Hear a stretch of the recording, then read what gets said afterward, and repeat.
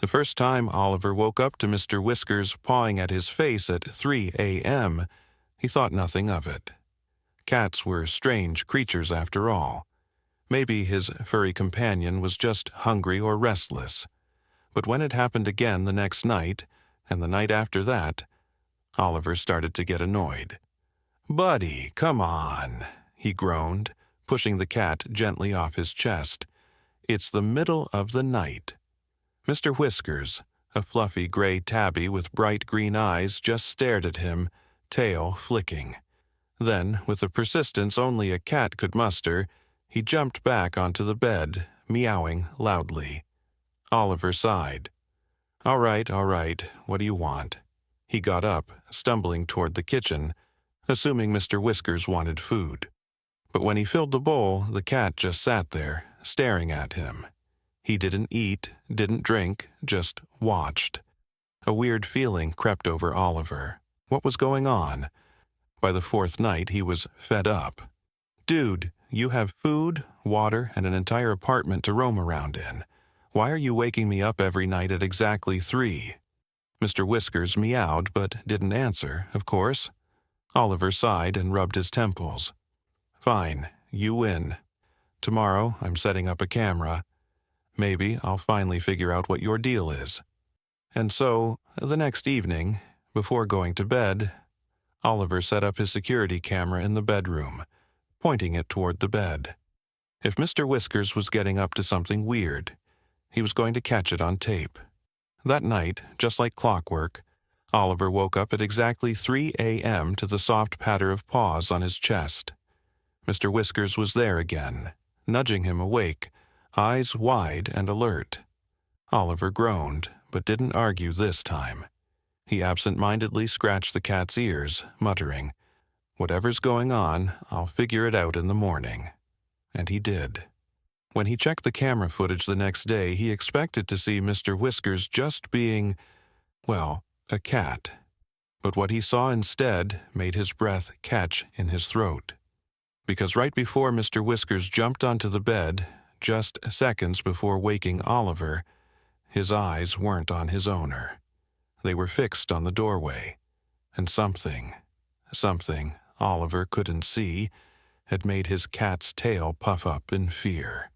Oliver's stomach tightened as he replayed the footage, his fingers gripping the phone a little too tightly. At exactly 2:59 a.m., Mr. Whiskers, who had been curled up at the foot of the bed, suddenly lifted his head. His ears twitched, his body stiffened, and his eyes locked onto the doorway. For several seconds he didn't move, just watched. Then, in one swift motion, his tail puffed up, and he leaped onto Oliver's chest, pawing at him urgently. Oliver frowned. He had expected to see Mr. Whiskers being mischievous, maybe jumping around or knocking something over. But this was different. He glanced at the doorway in the footage. Nothing was there, at least nothing visible. A chill ran down his spine. "Okay, buddy," Oliver muttered, looking down at Mr. Whiskers, who sat calmly beside him, licking his paw as if nothing had happened. "What exactly are you seeing that I can't?"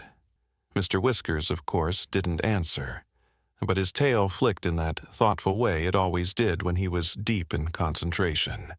Oliver exhaled and stood up, walking toward the doorway. His apartment was small, just a modest one-bedroom with a tiny kitchen and living room.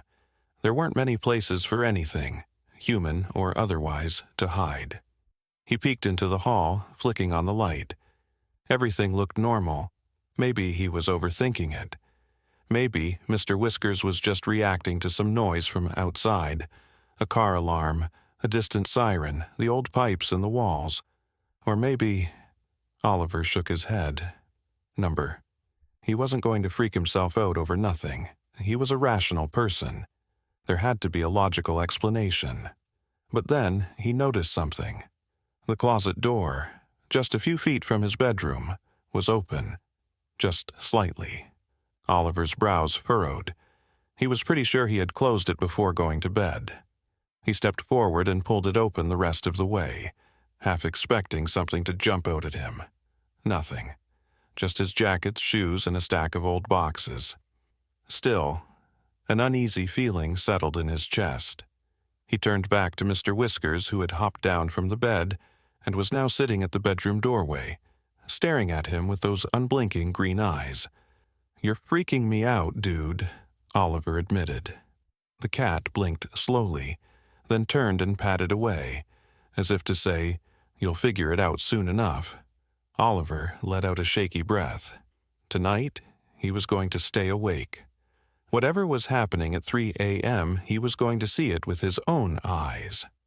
Oliver spent the entire day trying to shake off the uneasy feeling, but it clung to him like a shadow. Every time he thought about the way Mr. Whiskers had stared at the doorway, or how his tail had puffed up in fear, his skin prickled. By nightfall, he had made up his mind. He wasn't going to sleep through another 3 a.m. wake-up call. Tonight, he would stay up, watch everything unfold in real time, and finally figure out what was going on. As the hours crawled by, Oliver kept himself awake with coffee and bad late-night TV. Mr. Whiskers lay curled up beside him on the couch, sleeping soundly, his tiny chest rising and falling. For a moment, Oliver wondered if he was making a big deal out of nothing. Maybe Mr. Whiskers was just reacting to some random house noises, and the whole thing was just a weird coincidence. But deep down, he wasn't convinced. At 2:45 a.m., Oliver turned off the TV and sat up straighter. He didn't want to risk getting too comfortable and dozing off. The apartment was eerily quiet, the kind of silence that made even the smallest creak sound too loud. At 2:55 a.m., Mr. Whiskers stirred. Oliver tensed. The cat stretched, yawned, and then, just like in the footage, he lifted his head and turned toward the doorway. A cold wave of unease washed over Oliver. Mr. Whiskers was completely still now, his ears twitching, his eyes locked onto something Oliver couldn't see. The seconds dragged on. 2:58 a.m., the cat's tail fluffed up. 2:59 a.m. Mr. Whiskers suddenly leaped onto the bed, just as he had in the footage, scrambling onto Oliver's chest. But this time, Oliver was awake.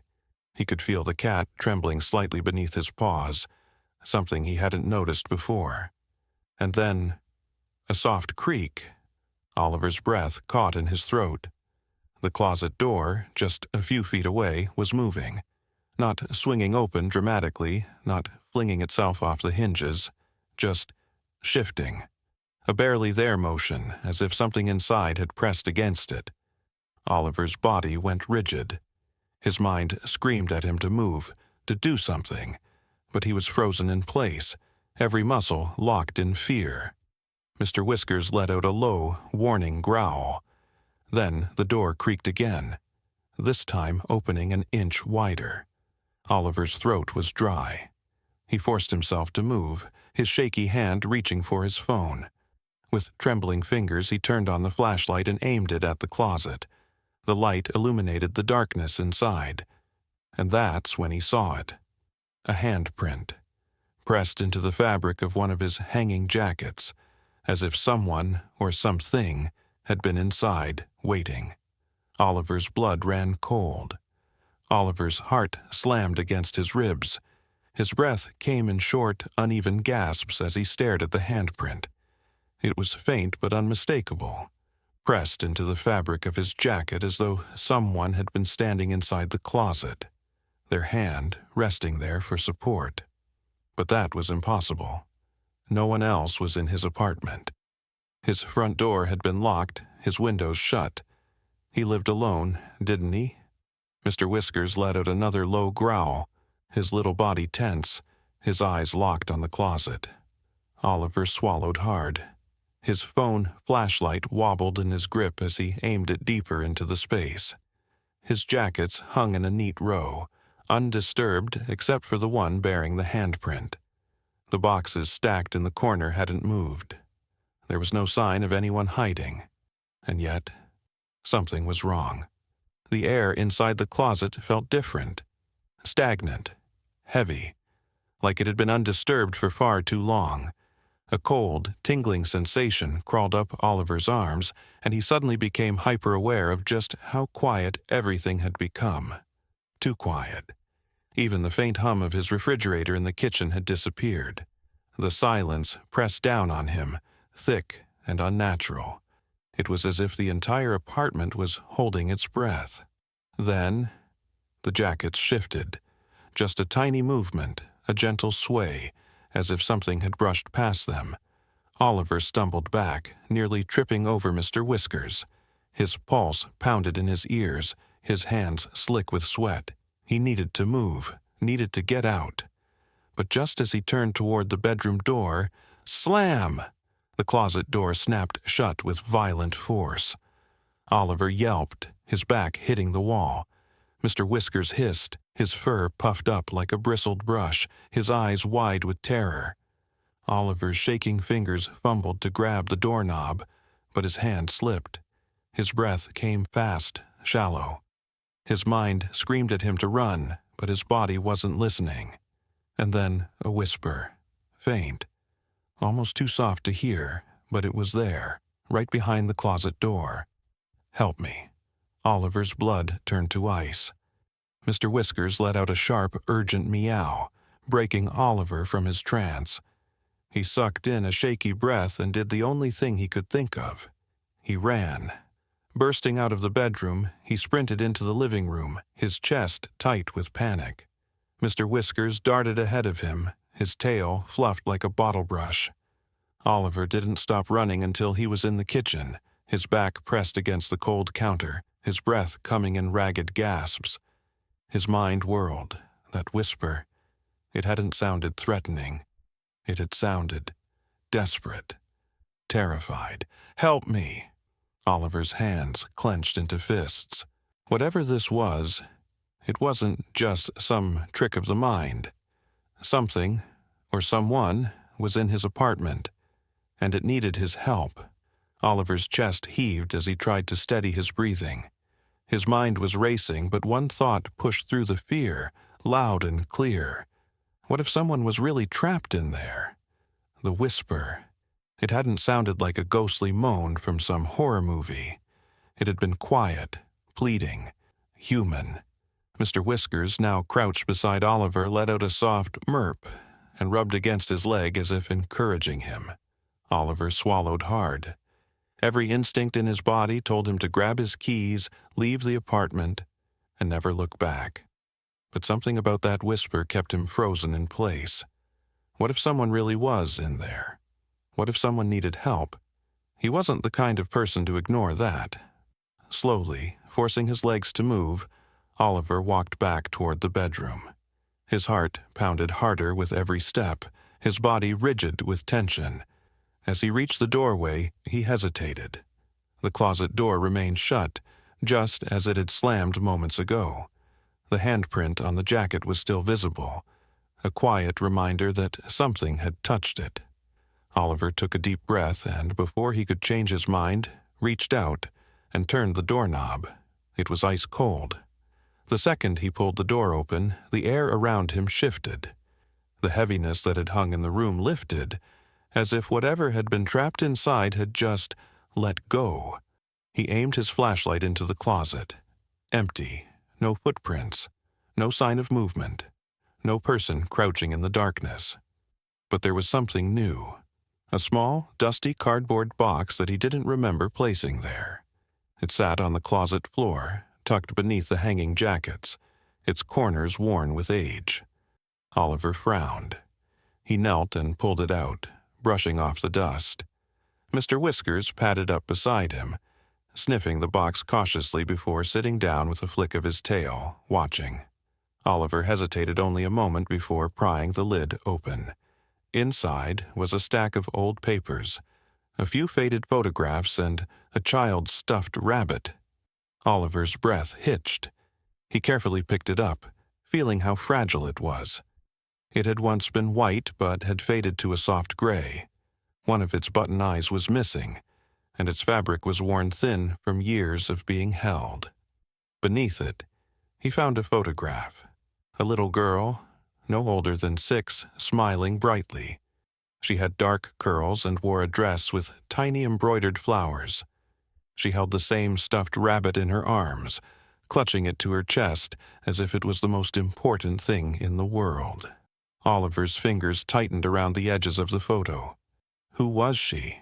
And why was this hidden in his closet? As he stared at the picture, something shifted in the air around him again. Not heavy, not cold, just lighter, almost like a sigh of relief. Mr. Whiskers suddenly let out a loud purr, rubbing against Oliver's arm. The cat no longer looked tense or afraid. Instead, he gazed up at Oliver with something almost like approval. Oliver exhaled shakily, his pulse still racing. Something had been trying to get his attention, and now he had found it. But what did it mean? And what was he supposed to do next? Oliver sat frozen on the floor, the photograph clutched in his hands, his mind spinning. The little girl in the picture. Who was she? Had she lived here before him? And why had her belongings been hidden away in the back of his closet for what looked like years? Mr. Whiskers stretched out beside him, purring softly now, his fear completely gone. It was as if the moment Oliver had found the box, something in the apartment had settled, or someone had. A lump formed in Oliver's throat as he carefully sifted through the old papers. Most were yellowed with age, handwritten notes, some faded receipts, and what looked like a few pages from an old diary. The handwriting was delicate, almost childlike. Then, at the bottom of the stack, he found it. A newspaper clipping. His fingers trembled as he unfolded it. The headline read, "Local girl, 6, missing. Family pleads for answers." Oliver's breath caught in his throat. He scanned the article, his heart pounding. The little girl's name had been Emily Carter. She had lived in this very apartment decades ago. According to the article, she had gone missing one evening, vanished without a trace. Her family had searched for years, but she was never found. And all this time, her things had been right here. A lump tightened in Oliver's chest. He looked back at the stuffed rabbit, its worn fabric whispering of nights spent being hugged tightly in small arms. Was that why Mr. Whiskers had woken him up every night? Had he sensed something that Oliver couldn't? Had Emily been trying to tell him where to find her? Oliver swallowed hard. He didn't believe in ghosts, not really. But sitting here now, with the weight of the past in his hands, he realized that something, whether it was Emily's spirit, her memory, or just the lingering energy of what had once been, had wanted to be found. Slowly, he placed the stuffed rabbit back in the box, along with the photograph and newspaper clipping. He wasn't sure what he would do next, but one thing was clear. Emily deserved to be remembered. Maybe he could track down any remaining family members. Maybe he could bring this to someone who had been searching for her all these years.